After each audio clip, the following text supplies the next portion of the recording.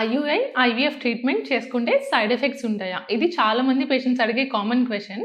Hello అండి. నేను doctor Durga, fertility specialist, 49 fertility centre, Tirupati branch. So, చాలామంది పేషెంట్స్‌కి ఈ ఫర్టిలిటీ ట్రీట్మెంట్స్ రావడానికి ఉండే common question IUI, IVF treatment చేసుకుంటే మాకేమైనా సైడ్ ఎఫెక్ట్స్ ఉంటాయా?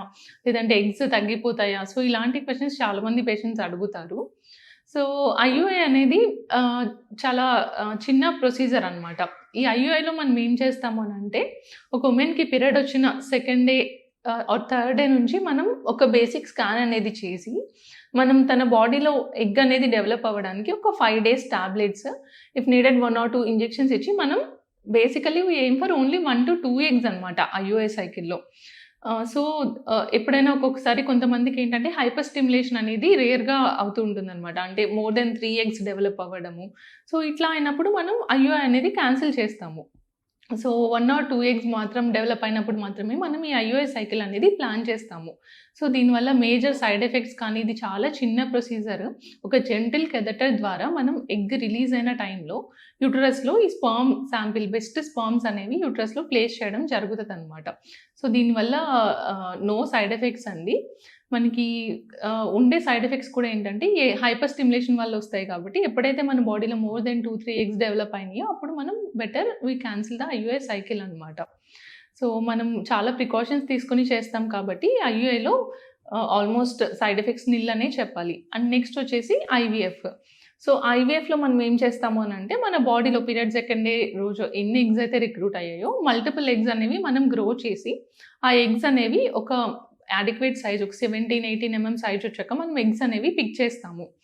సో, ఈ ఐవీఎఫ్‌లో కూడా మనకి ఎగ్స్ ఎక్కువ ఉన్న వాళ్ళకి మల్టిపుల్ ఎగ్స్ గ్రో అవుతాయి కాబట్టి మనకి ఓవేరియన్ హైపర్ స్టిమ్యులేషన్ అనే వచ్చే ఛాన్స్ ఉంటుంది.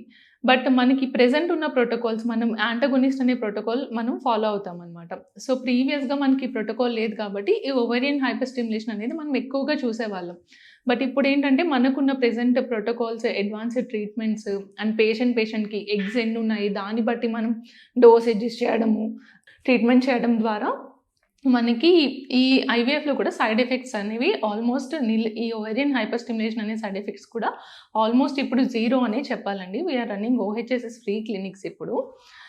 సో, ఐయుఐ, ఐవీఎఫ్ ట్రీట్మెంట్స్ చేసుకోవడం వల్ల సైడ్ ఎఫెక్ట్స్ వస్తాయేమో, నెక్స్ట్ మంత్ ఎగ్స్ తగ్గిపోతాయేమో అని అపోహలు పెట్టుకోవద్దు. ఈవెన్ ఐవీఎఫ్‌లో కూడా మనం 1 మంత్‌లో వచ్చిన ఎగ్స్ మాత్రమే మనం పికప్ చేస్తాము. మళ్ళీ ఆ నెక్స్ట్ మంత్‌లో మనకి అవే నెంబర్ ఆఫ్ ఎగ్స్ మన బాడీలో వచ్చేస్తాయన్నమాట.